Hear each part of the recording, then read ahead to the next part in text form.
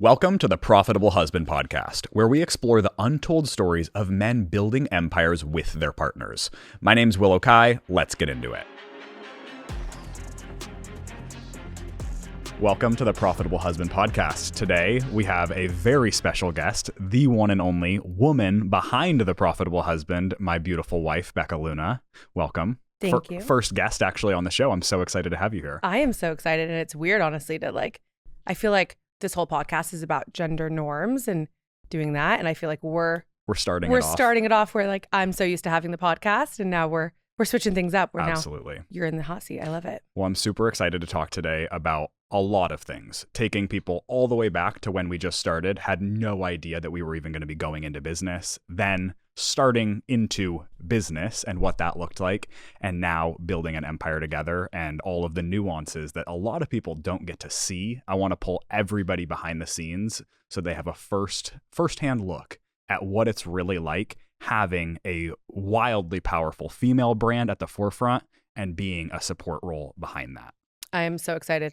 I also don't know if we've ever publicly told our story. Yeah. Like our proper story of how we've been together, because we've had like a branded story. Now we're way back. Let's unveil the curtains, because we've been together since we were 15 years old. Yeah. And when we were 15, we were like street kids. You specifically. So yeah, I'll let you tell your own version. Way back. So I actually met Becca when I was 12 years old. And it sounds crazy, but I met her at a park. I was like, which when we tell people that, they're always like, a park? What were you doing? What were you guys doing? At a park? in this lay of the land, a park was like where you met. If you think about a movie, there's like kids playing baseball, there's kids smoking weed. I happened to be one of the kids smoking weed, not playing baseball, and I met Becca. True.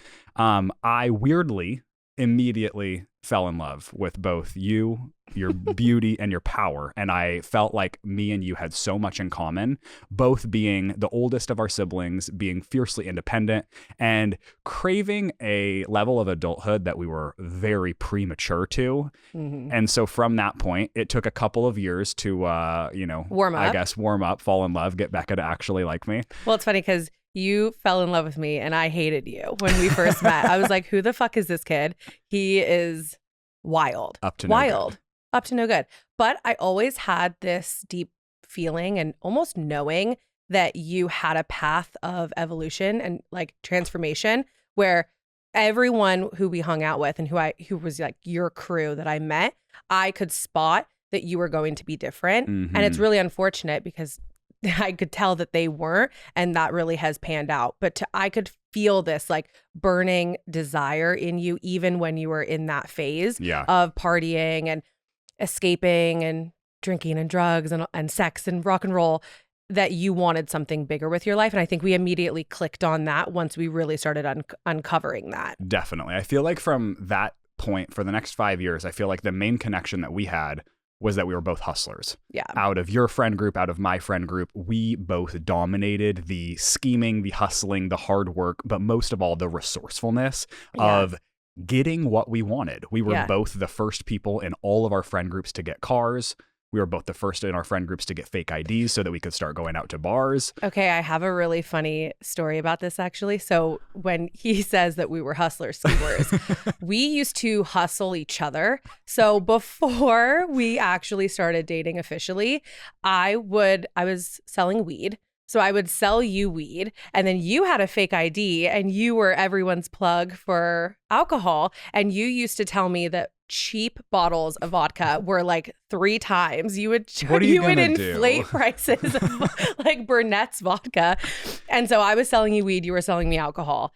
And yeah, we could tell that we were up to no good. So that brings us up to being like 15 years old. This is when we started dating. We hit it off.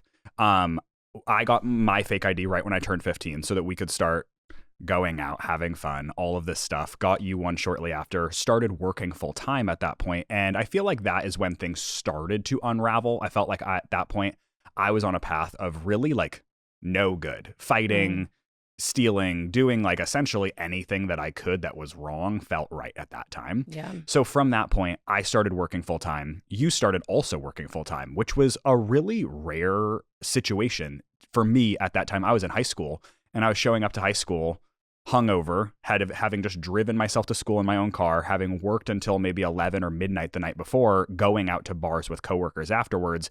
Yeah. And that was when I felt like me and you, weirdly, our relationship actually really deepened. Yeah. What was it like for you at that time when you were leaving school? We were both working all the time and really starting to live, oddly, an adult life so much earlier than our peer group and pretty much everyone around us. We were far beyond our years. I think, well, people even ask us how we have so much now, like so much responsibility, and we're in our 20s and it's as if we're like in our 40s, and it's because we skipped our entire adolescence. Like when we were teenagers, we were living as if we were 30. All of our friends were 30. We were partying. We had the responsibilities of a 30-year-old. And so we've always been almost a decade ahead of our time together. And I think that we've always connected on that. Yeah. And then we've pushed each other and pulled each other forward. But yeah, also when we were working together, I don't think you noted, because we were working together at the old spaghetti factory. So if anyone knows, we used to call it Spag. And I was a host. Willow was a food runner. I made $11 an hour. Willow made 13, 30, but with tips. And I couldn't get brought up to being a food runner because I had to be a pretty face at the front and being like, hi, welcome to the old spaghetti factory. So that right there, I knew. You knew that you had to go against the gender norms. Like, yeah, I have to create my own success. Okay, fuck Spag. So then you got fired for staying up all night, probably drinking and showing up like a crazy person. So then you get fired. Then what is it? We're like 16. I actually remain working there full time for the next 2.5 years. Yeah. Start progressing into hospitality, going into hotels and things like that.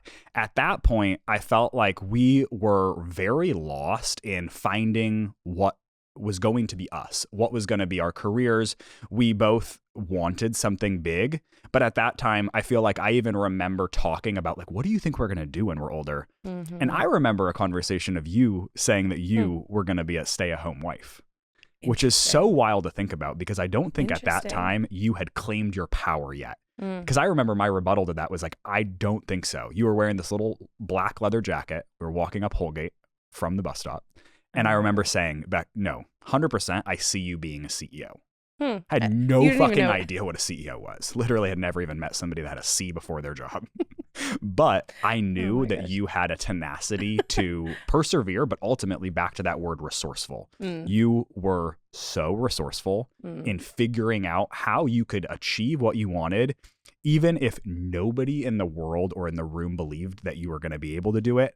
And even if maybe you didn't see how you were going to do it yet, if you set out for something, you were going to achieve it. Well, I think it's a testament that we always see each other, like what each other are capable of before we actually believe it ourselves. Like that's kind of the pulling and pushing that I was mentioning. But also, we don't have kids yet. But when I do have kids, I will be a stay-at-home mom. I've created my whole life and my whole business so that I can stay the fuck home with our kids. And so both of those are true.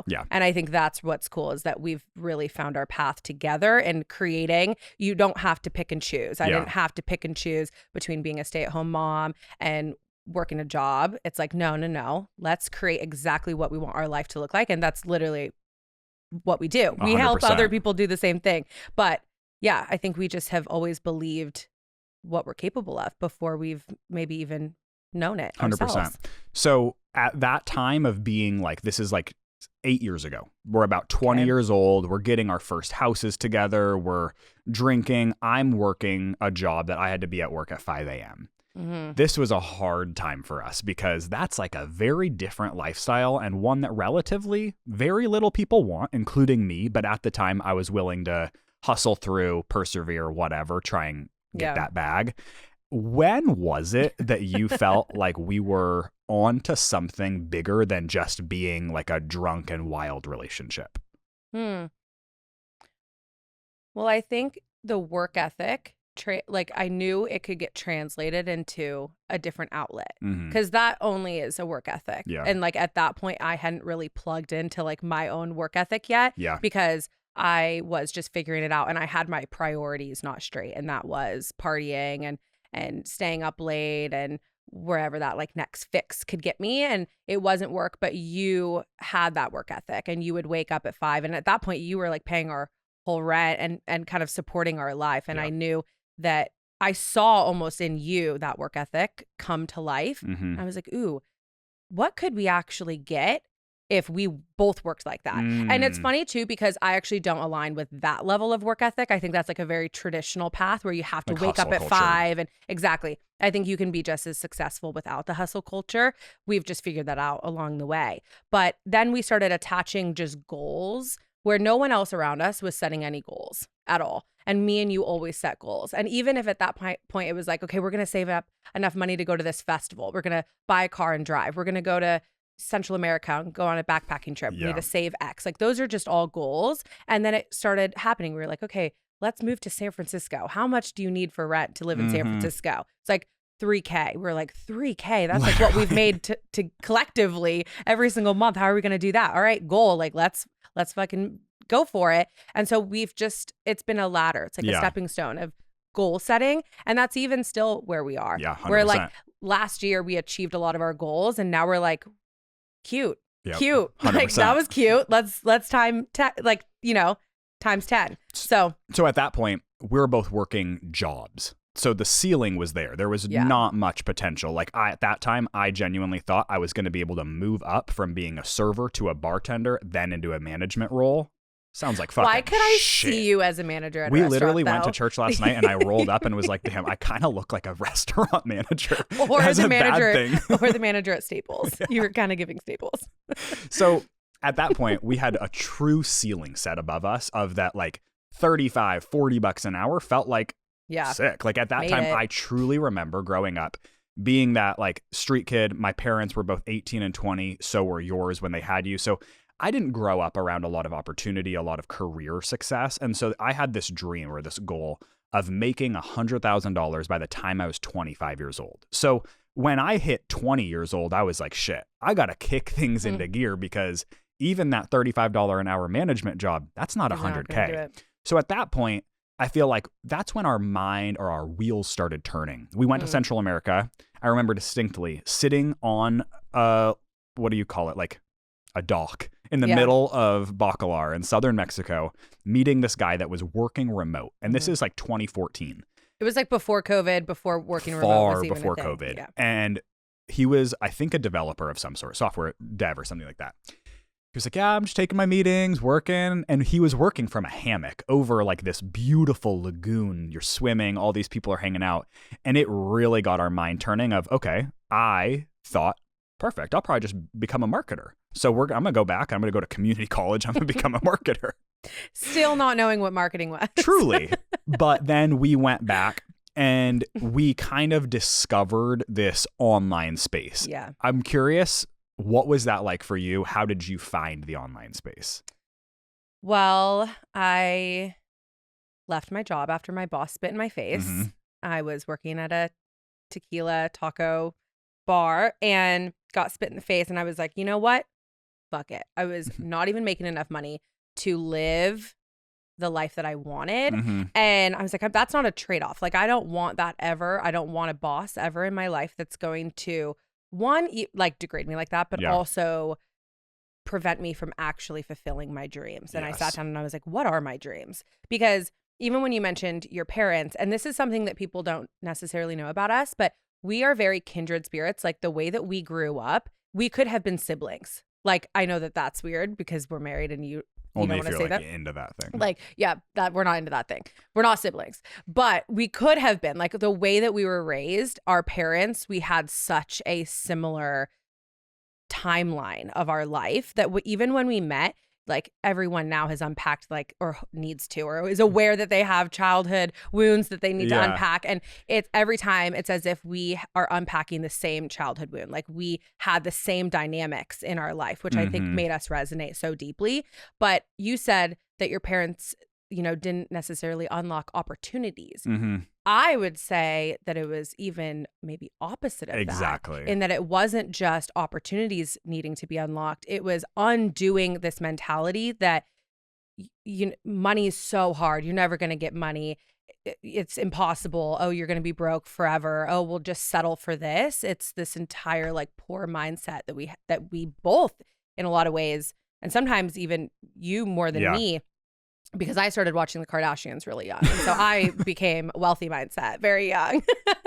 But we had to unpack that. And so I think when we started realizing that there was something out there, we had to go on our own journey, like undo how we were raised and undo everything that was ever taught and pushed on us to be like, okay, what do we want? What are our dreams? Because we never were asked that. Totally. You know, when people are like, oh, you know, you want to raise your kids to where they think they could be like president or they could be an astronaut. Like, what does that actually look like? And what does that actually mean? Yes. Because if you don't sit down with your kids and you're like, actually paint a picture, like envision your life. Like, and they're like, yeah, I want to buy a house. I want a wife. No. What do you want your life to actually look like on a big scale and actually envision it? Like, how do you want to feel? How do you want to wake up feeling? So when we started identifying those things, I knew that everything we had ever done in the past was absolutely unacceptable for our future, that we had to undo everything. 100%. So we moved to Hawaii naturally. If anyone was like, fuck it, I want to change my life, you move to Hawaii. Obviously. So what did we do in Hawaii? Well, we kicked it at the beach. Honestly. But at that time, you had found the online space because we went to Hawaii with clients. I had one. I want to say you had a couple. But I want to go a little bit deeper into that. Like when we were in high school, Becca's mom found the online space. And she was a booty pop. What was it called? I don't even know. She had a program called it was Booty Pop. Though, no. Something like that. My mom's going to be like, and she paid Becca and I to do Booty some Pop? guerrilla ass marketing and paid Becca and I to go door to door all throughout the city, putting up Booty Pop door flyers. Booty Pop. What was is it called? Booty Pop? It was called something just like that. Either way, it was a fitness program for women to get in shape, and it had a nice little jingle like that. And that was when Becca started working as a virtual assistant. Yep. You got fired, or you quit your job because the boss spit on you. It was like this whole saga. You were done with tequila. You were ready for virtual assisting. Then what? Oh my gosh. You found your first website. And then I feel like that's when our story, in a way, really started to evolve into what a lot of this podcast is going to be talking about, of the ebbing and flowing of the growing and healing and all of these pieces that come when it starts to have rapid growth in a relationship. Yeah. Well, we obviously didn't. Well, we did work together. It's Spaghetti Factory, actually. But then we didn't. And we never thought that we would work together. Like when we were talking about our dreams, it was like, oh, you're going to do this. Yeah, it was going to be Becca. I was like, I'm going to be a CEO. You're going to be a marketer. That was like what we said. Funny enough, we actually kind of wow, be careful what you say because it will actually come is fucking true. Real. Literally. But it just fell in our lap that we would come back together and work together again, because I was a virtual assistant, and this is the funniest fucking story. Who's seen Step Brothers? You know, when they go to the interview and they roll up together, it's like the whole fart scene. It's hilarious. Like cue step scene. So minus the gas, that was what we did as well. Like Becca at this time became a virtual assistant. Yeah. And there were only women. Like it was kind of a mom-dominated industry at that time. And this was before COVID again. 2014. So this was before like viral TikToks of like becoming a VA. Like no one. It was either Philippines or like Midwestern mom-ish and Becca. So then at that time, Becca becomes a virtual assistant and immediately gets a job that's $25, $30, $25 an hour, which at that time, when you're comparing it to other things, $25 an hour is pretty good. Like no tips, anything, you're working remote. And that's what it was. It wasn't that it was great money. It was that you were working at home. So when I was going into my shifts, I was going out of the house in all these various ways to try and make money. You were at that point starting to be able to stay home. Yeah. And it was like, man, I became jealous. Well, it was the freedom that it unlocked. Exactly. So then we go to this interview because Becca and I are committed. No. I get the interview. True. I talk to this woman. I'm like, sick. I could do a great job. Let's do a Zoom. Yep. So I'm getting on a Zoom. And I think 30 minutes before, I'm like, I really don't want to do this. Do you remember what kind of client it was? I remember exactly why you didn't want to do it. Why? Because it's a blockchain company. Oh, maybe that's it. I was like, fuck that. It wasn't like a female coach. But I wanted the client. Yeah. I wanted the money. And I was like, okay, how could I land this client, but I don't have to do the work? And I was like, Will, get fucking ready, throw on a shirt, you're coming to this interview. So we literally go on Zoom and we're sitting side by side. And this poor woman's like, hi, like, what's going on here? And I was like, oh, okay, hi. So this is my husband. He's actually going to take this job. And I sold you. I was like, blockchain, like, I know. Yeah, whatever. Long story short. Bullshit. Long story short. Yeah, I was like, yeah, he knows so much about blockchain. Literally. Never even this heard was of it. like if ChatGPT was around, actually would have been a genius. But we got the job. Yep, 100%. You got the job. I got the job. And it was the first remote job. Yeah. $25 an hour, horrible hours. And it was actually 2 clients. It was a blockchain company and a yoga startup. Yeah.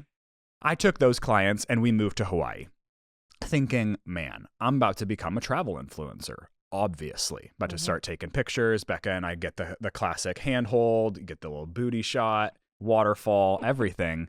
And at that time, we were like getting scrappy and also going super far into debt. And for me, really far into the deep end of like anxiety around debt. And even like not around the money as much, but actually around the finding of purpose. Because I feel like at that time, the money was so easy to place the anxiety around, but really I was watching you at that time, literally exactly then you found Show It and started doing design in a way that felt more aligned. You had been doing WordPress. Yeah. I was calling restaurants all throughout Maui, trying to sell them a website, trying to sell them chatbots, which at that time I was trying to do as an online service. And I feel like at that point, I realized the power that you had in building your own brand and how much I would actually be able to support you in your growth, having no idea what that would look like. But at that point, I feel like we decided, okay, we're moving out of Hawaii. We need to actually kickstart our careers rather than sipping out of a coconut on the beach, and came back and got to work. What do you feel like it was at that point that kickstarted things really into gear? Well, I think there was a moment in Hawaii where it felt like we were so close to losing it all. And we had done so much work in identifying what our life, what we wanted it to look like. Yeah. And then in Hawaii, we tried to make that happen, but the finances weren't aligning. And so it felt like, I mean, it got so bad to where we were calling your family members asking for money. And they were like, we got on fucking food stamps. No. Yeah. We were on food stamps. And so we were just trying to make it work. And it felt like we were so close to, it felt like our ideas, like I knew we could do it. So in one sense, it felt like we were so close.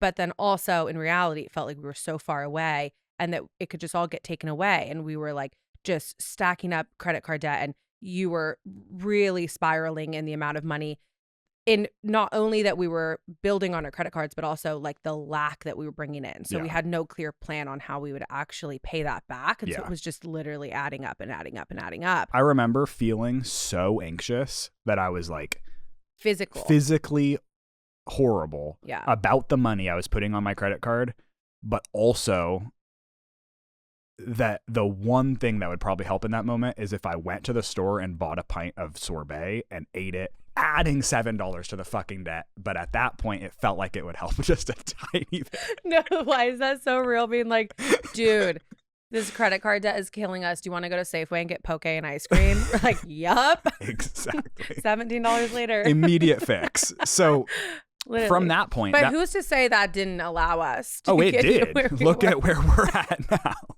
So that was a part of the journey. To look at where we're at now, going from you're thousands of dollars in debt every day, you're going further into the deep end. I'm making $25 an hour. Yeah. You're trying to sell $1,200 websites. To go from that to the point of like now. Yeah. It's crazy. Did you ever think that we would now be sitting in a podcast studio making hundreds of thousands of dollars a month, having the impact on tens, if not tens of thousands of people's lives every month? Like, did you ever think that we would get to this? I don't know. I mean, I'm delusional as fuck. So kind of, yes. Okay. But I think that there's a lot in between. 100%. Because that was a big jump. And while relatively speaking, like it all did happen quick, but also it wasn't. Like, we had a lot of different phases in that of just trial and error. And the one thing we never did was give up. Mm-hmm. And we also, well, so to even bring it back, like, we moved off Hawaii. We were like, okay, this is not going to work right now. We need to go back. And you got a full-time agency job. Yep.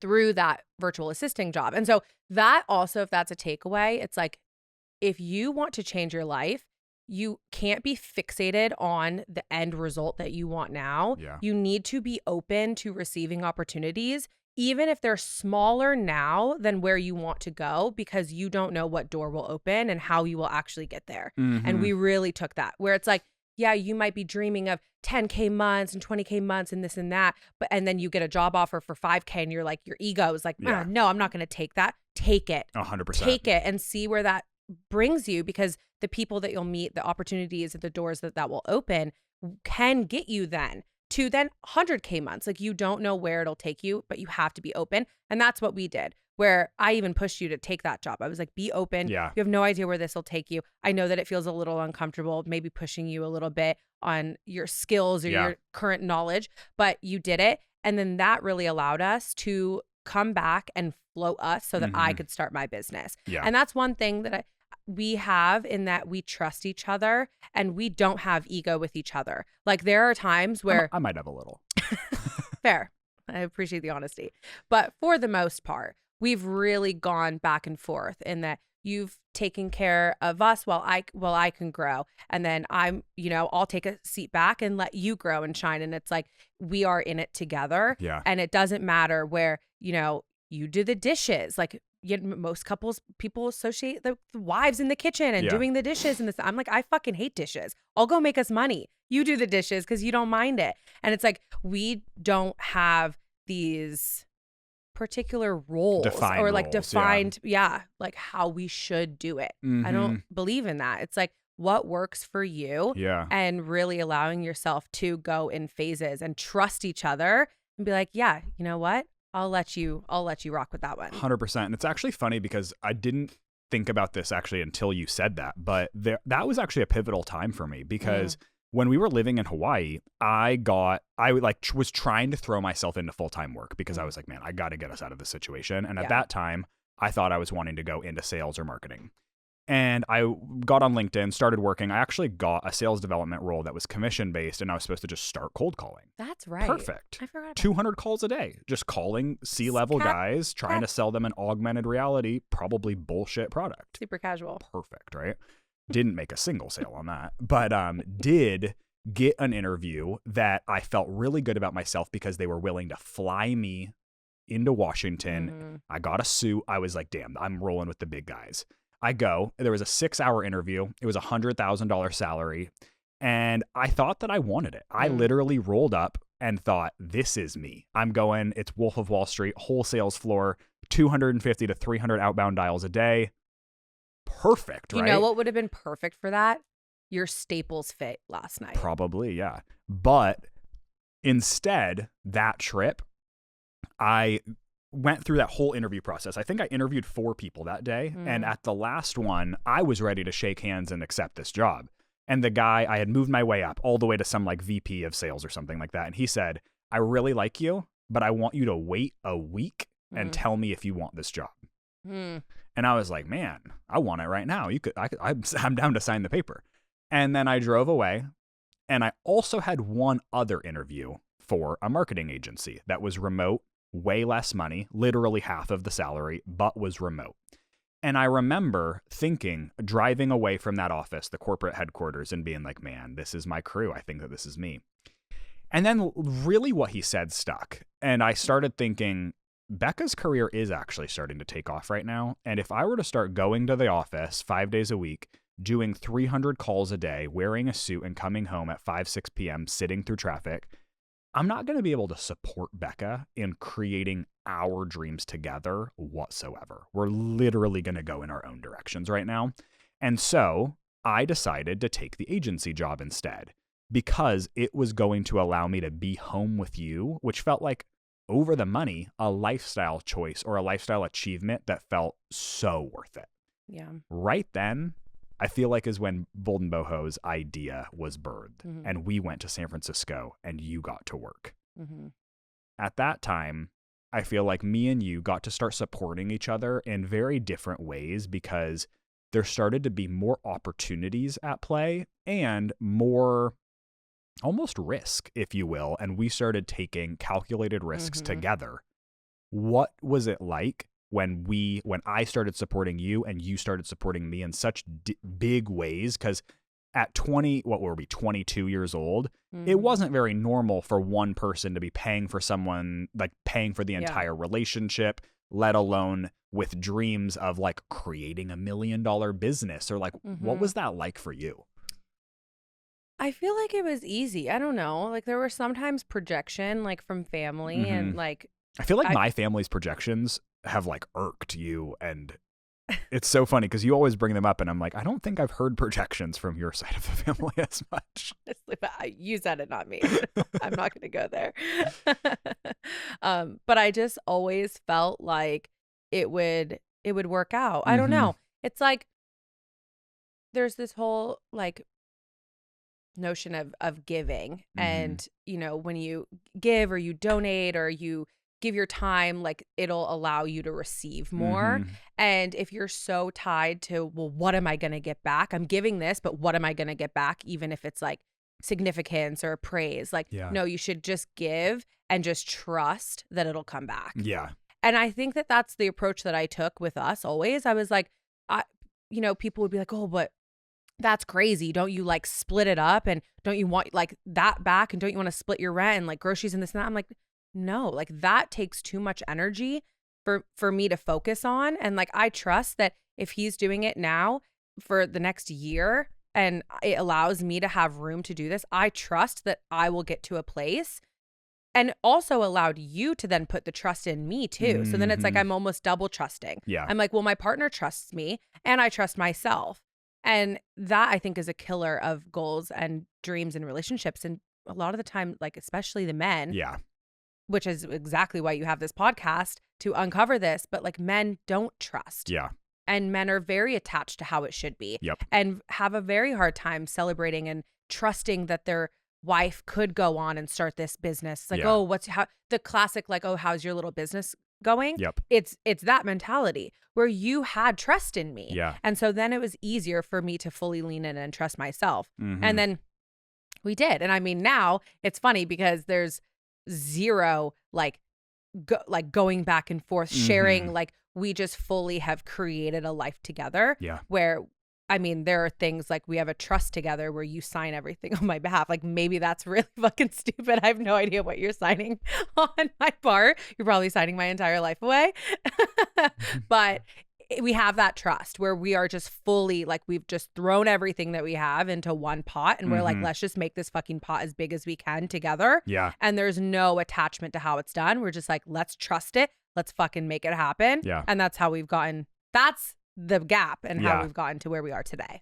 So then things start picking up.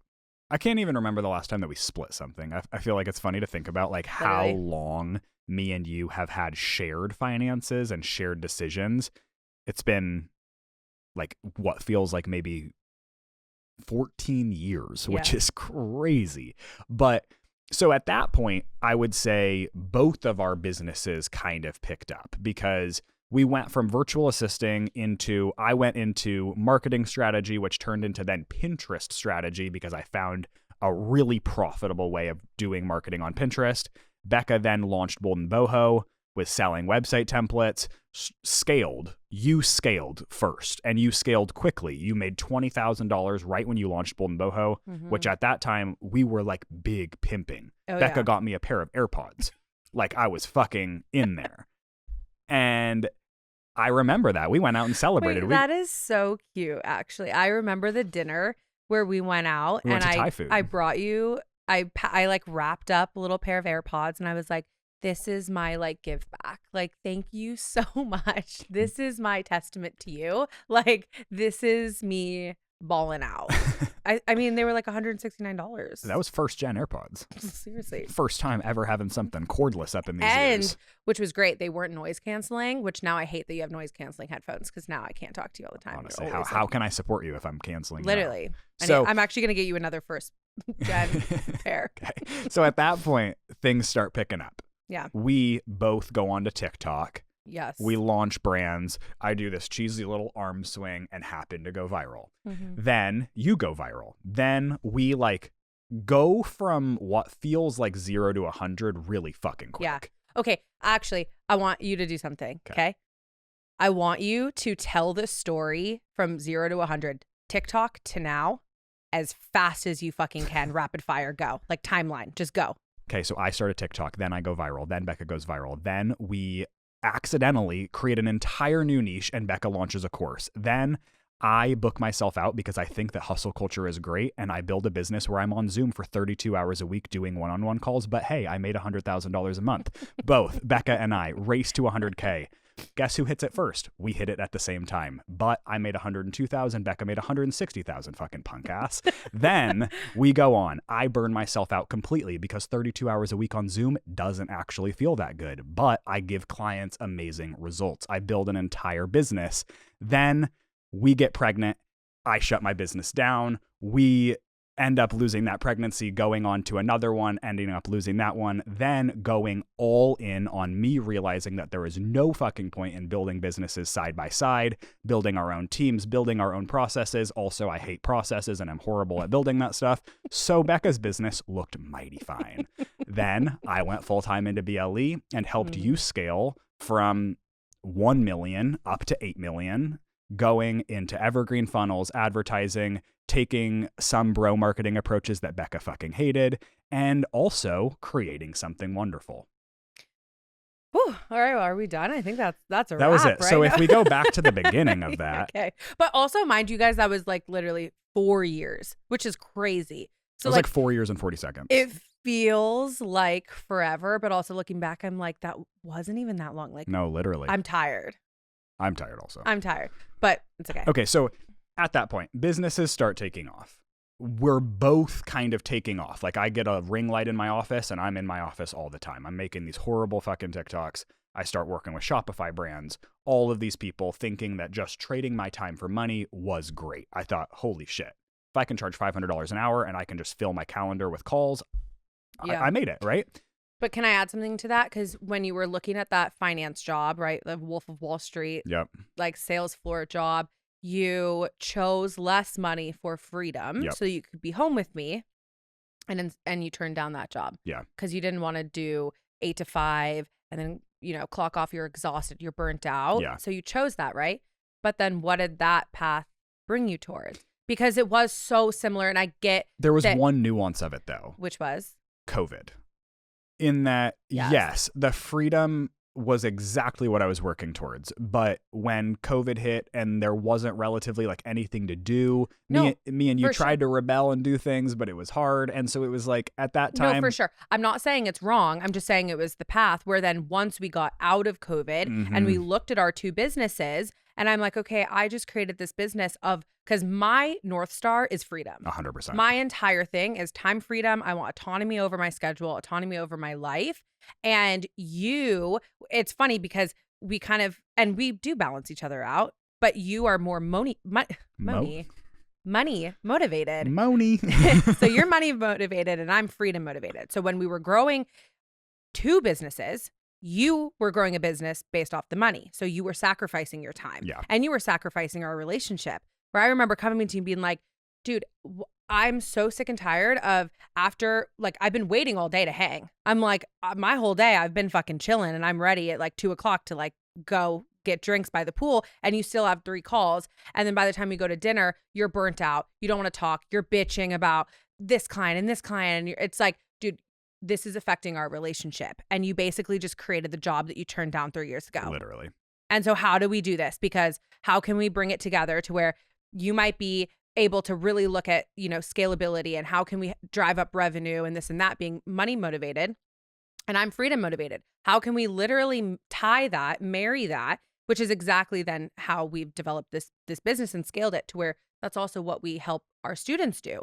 And we help them make money with freedom. Yeah. And so it is that like natural blend. And I think when we kind of brought our geniuses together, it just literally put fuel on the fire. 100%. And it was like, it was ready to like just fucking roar. Mm-hmm. And we needed to put both of our minds together, which is exactly what we did, which I think is now why we are such advocates of once you're ready for that, to tag team, Mm-hmm. bring your husband in, like go at it together.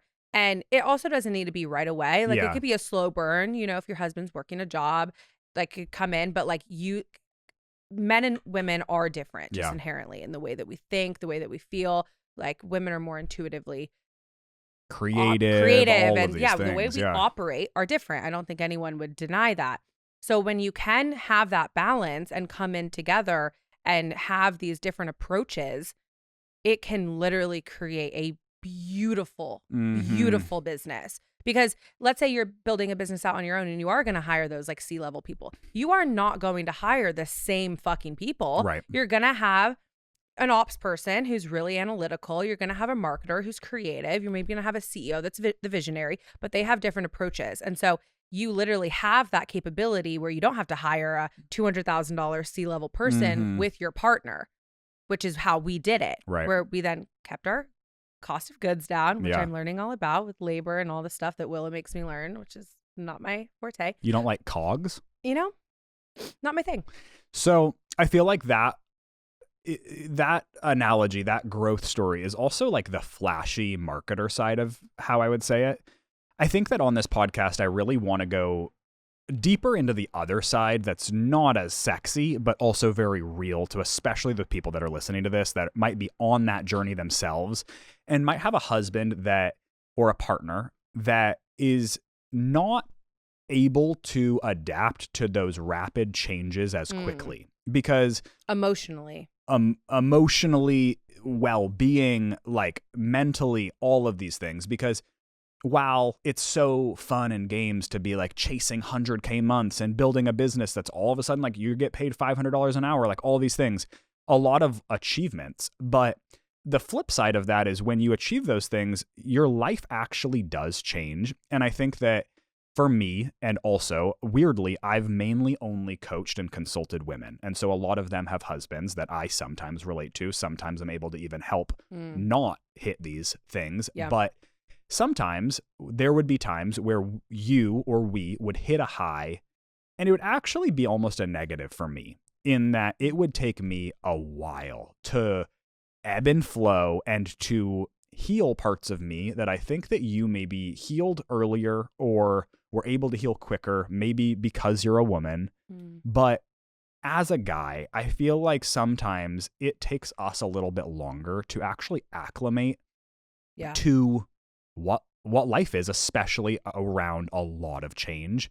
And if you're on an entrepreneurial journey, especially one that's trying to scale, it is a very intense journey of adaptability and change. 100%. What was that like for you, digging a little bit deeper into the reality of at times feeling like maybe you were pulling me along or at times where we felt like we were coming together finally after maybe being on different pages? Well, I think one thing that's always worked out in our favor is that we're both very honest. And I think that in relationships, it's easy to have these feelings, but not bring them up. Yeah. And then it does build to resentment. And so I always took the approach of I need to be as honest and transparent as possible, where you never questioned how I felt. And even if it was hard, I would we'd go to dinner and I'd sit down and be like, babe, I'm really struggling with this. Or if you would be talking about something and maybe it's like, you know, around money mindset and it's small-minded or it's going to set us back or whatever, like I will call you out. Yeah. And we do it to each other, but like I'm not afraid to call you out and be like, dude, no, that's fucking bullshit. Like where is this coming from? What childhood wound here do we need to unpack? Like who taught you this? Like, you know, was it your dad? Do I need to call up your dad? Like what's going on here? And I think us being as honest as possible with each other, it allows us to not have resentment. And then if I were to bring something to you and be like, okay, babe, this is not working for me. I need you to work on this. You either choose yes or you choose no. And then I get to choose, okay, is that a make it or break it? And that's what, you know, relationships will sometimes, you know, end. And that's okay. Yeah. But if you were down to change it and I saw that you were willing to change it and then put in the work to change it, all I can do. I'll give you the 100%. time and grace to do so. If you're not willing to do it, then I have to ask myself, okay, is that a make it or break it? Yeah. And luckily, we haven't ever had those where you're not willing to do it and it's been a make it or break it for me. The make it or break it, I think we have such trust in each other that if it's really, really important to me, like I'll be honest with you. It's not to be like, oh, I'm going to like leave you and divorce you. It's like, this literally is a make it or break it for me and how I want to live my life, how I want us to live our life and how we have kids. Like, are you okay with making this change? Are you okay with going and working on yourself in this way and then, healing this part of you? And in the times that we've had to have those conversations, it's always been yes, Yeah. because it serves you like as a human. And we have that with each other. And so I think being as honest and open as possible so that you don't get to a breaking point. Because I think I grew up with divorced parents. My mom's been remarried 3 times. So I've seen marriages fail. Yeah. And I think it's either because the man is stubborn and not willing to do the work, or the woman doesn't talk about what they need to where then they get to a point and they're like, fuck it, I'm done. I want a divorce. Yeah. But that's then also not fair. So you have to work with each other and build with each other. You're like your teammates, you're a team player. So how would you work with yourself? You would like coach yourself and be like, all right, Becca, this is really holding me back. What do I need to do to change this? Do I want to? Is this something that I want to do? Is this something that I need to change? Go to a therapist or a healer on? Okay, yeah, I will. Yeah. You need to do the same thing for your partner. Totally. And that has brought me to doing all of those things. Therapy for years, working with a team of healers to go through shit, to really dig deep. I'm curious if somebody's listening to this and they are in a state of their business growing, or they're feeling like they have a lot of opportunity and their partner isn't either respecting what they're doing, respecting the journey or the amount of energy they're putting into it, or their partner isn't maybe going to be as easy to adapt to hopefully this woman's brand taking off and achieving all of these dreams. What would a tip be for that relationship, whether it's the husband or the wife listening? I mean, honestly, like do the work, like do the deep work. Because even if it's for yourself, you get a bunch of success, you get money, you get the house, you get this and that. Like, how are you going to hold it? Because holding it and having it are very different. And you see that where people will have it and then it does get taken away. Yeah. And that's like where fear of success comes in. And people are so scared of fear of success because it could get taken away. Yeah. Because if you just have success, you're just having it in your hand and you're like, yeah, like I want it now, but like come take it. And it's so easy for it to be taken away. If you hold your success, meaning you've like done the deep work and you like know that you are worthy and that you're capable, and that even we get asked all the time, like, what if it all goes away? I'm like, I'll live in a fucking cabin. Like, try me. Literally. Try me. Like, try and take it all away. Literally. Because no matter what I've learned, like the money can come and go. Like that's not what it's the lifestyle, it's the mindset, it's our relationship, and it's the skills that I've learned at this point. It's repeatable. I could go do anything. I could literally go apply that to anything in my life. So try me, try and take it all away. And so that's like me after, years of success of like actually holding what it means to be successful. Yeah. And it's a mindset thing. And so it's doing the deep work and it's like maybe before, but also while you're building, like continue to do it, because money isn't going to just fix all your problems. It's not, because once you get money, you're going to have a whole new set of problems. 100%. So do the deep work. Biggie was right. Mo money, mo problems. So now that we're like here, we have a business together, we have our own things, we have various income streams, we have investments together, all of these things. We also have an interesting relationship in that we've been together for a really long time, and our roles within our relationship are pretty unique. What do you feel like are the most unique pieces that maybe some of the listeners would find fascinating? And what do you feel like has been the most supportive to you building your empire? Okay. The most unique is, I think that we don't have expectations on each other. Like we have, it's I don't know, it's weird. It's like we have high standards, but we don't have expectations on each other. So it allows us to not like disappoint each other that much, where like back to the dishes thing. I don't know. People always think that's like the craziest thing. Cause like I literally don't do the dishes, but if you had this expectation of me to do the dishes, you'd always be disappointed. And we've even had to work through that to where you then like, there's a standard that I uphold and you know what I'm really good at. And so that standard is me doing what I'm really good at.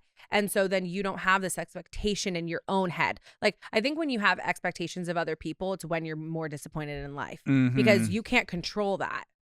You can control the standards in your life. You hold yourself to a standard, you hold your partner to a standard. And what are those standards? They're like boundaries. Yeah. But expectations can just easily be disappointed because we're humans and we won't always live up to your expectations. And so I think me and you live like that. We're like, I don't expect you to do things. I'll ask you to do things. And if you're able to, great. Same with me. But like, I don't just expect you to go do certain things that maybe a traditional like man would do, or you know how like our society paints that like a woman should be. Like, we don't expect that of each other. I think that's really unique. I fully agree. How long do you think it's been since you've done this, like a sink of dishes? Okay, so I did do a sink of dishes actually when we first moved into our house because I liked the copper sink and I wanted to see what it would be like. That's about for the it. experience. It was an experience thing for me. To feel the texture. You know, just to like look out the window, be like, this is cool. You know, I came, I conquered, and now you can say that you did that. Now I can say that I did the fucking dishes in my copper sink one time a year ago. And I probably won't do it again. You know, I have a husband for that. Put on my fucking apron. You're lucky that I have OCD, I feel, because no, it's great. The cleaning, I can't fucking live if that shit is dirty. So I couldn't support you without doing it. So I feel like maybe you kind of just lucked out on that. Yeah, I did buy you a really nice apron for Christmas too. True. But we are really different in that, like, I mean, okay, so we always make the joke that like I'm a frat boy and that you have a way easier time connecting with women. And if we walk into a room, like you could go sit on a couch and like talk and connect like deep with all the women. And I'm over there like playing beer pong with the bros. Like that's me and you. And we do kind of have that in our relationship where you might be cooking dinner and doing the dishes. And I have like a little solo game of beer pong going. No, but I'm like in the living room working on my laptop with like an old fashioned in my hand. I don't know why I do like old fashions, but I feel like that adds to like the gender norm of like the man. You're in the smoking office. A cigar on the leather chair. I'm not smoking got a big ass dog sitting like next to you. I got a Doberman by me. I'm smoking a cigar. I got a fucking scotch, like a but like really a vintage scotch from the cellar. But really, it's like a glass of what is it? Not New Zealand Pinot Gris. California only. Already wrong. Some sort of white wine with a fucking 5-pound toy poodle sitting next to you. No, really, I'm a bitch. In your library reading like porn books. Okay, that's fair. That's fair. Not even working. Claiming you're working. I was gonna say I feel called out. I actually feel really seen. So thank you. I see. What was the second part of the question? It was the second part was a tip for somebody that might be in this somewhat of a similar situation where they feel like they see so much opportunity to change, to evolve, to achieve their dreams, and their partner is either not able to see that, not able to respect that, maybe not able to respect that vision, or definitely not able to support them in that. What would be a tip you have for them? Okay, so I said our uniqueness is that we dig deep. Yeah. And we don't expect, but as a partner, you can either look at your husband and be like, okay, is there a reason for this? Maybe is this like a childhood wound? I feel like that's a topic of this. And like see them, be like, recognize maybe patterns, or be like, why are you like this? What actually prevents you from just supporting me in my business? Why? Like sit down and have those conversations and try and see, because it very well could be linked to something. And he's like, I've never thought about it like that, but I guess I was told when I was a kid that X, Y, and Z from my dad or my grandpa. But yeah, that totally makes sense. And then great, he can go on his own journey and heal that as long as he's willing to. And if he's not, then you have to ask if it's a deal breaker. Yeah. Right. But taking the time to see them and realize that a lot of our bad behaviors and our patterns are literally just trained. Mhm. And so it's so weird because I almost have always looked at like the things that I haven't liked. I'm like, oh, I'll just train that. Like what? Like a dog. Not really. No, but like you're like, and same with me. I'm like, it's just trained. It's like, it's how we've been conditioned. It's how we've been taught. And so we can retrain our mind. Oh, yeah. Get what I'm saying? Yeah. The dog thing was just a joke. I wish I could walk you on a leash sometimes. I don't know why. Now that you brought up my books. But right when I think of that, it goes so like sexual, like fucking leather with like spikes and shit. No. I wasn't thinking about that at all. You're like slaying a dragon behind. No, I'm like walking you with leash. Me like, get the fuck up. No.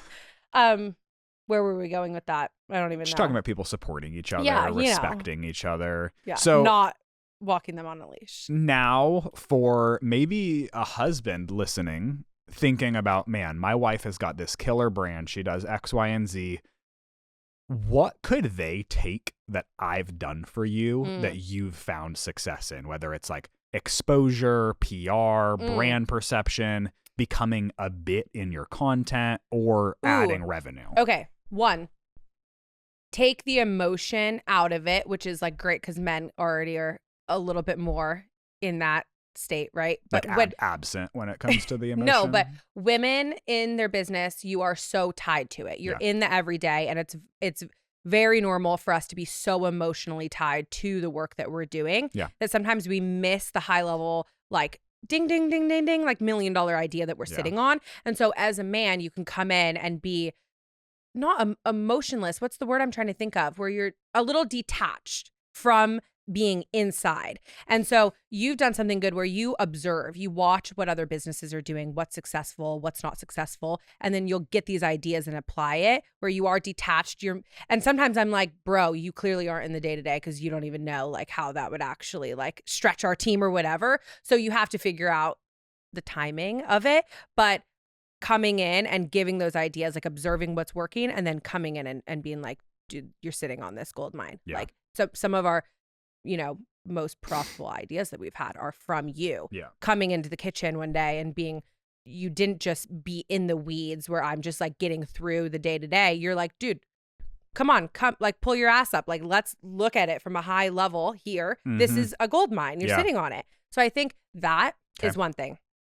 The second would be to not be so fucking surface level and get deeper and really figure out how you can support your wife and have it be like a deeper journey. Okay. Because if it's surface level and you're just like, oh, how do I do this? I'm just gonna like, I don't know.